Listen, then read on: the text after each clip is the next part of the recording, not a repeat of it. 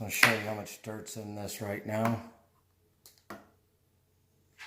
So I'm going to go ahead and dump this out and I'll demo this. The handheld works pretty good.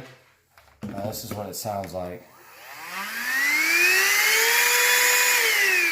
As you can see, it picks up a lot of dust, but as a sweeper, I think that's where it really performs the best.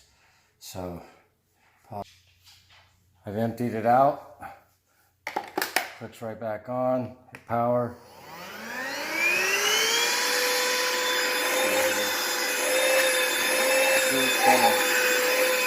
My dogs hate this vacuum.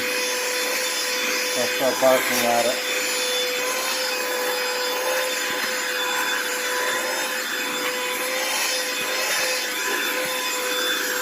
Does a great job on the couches though.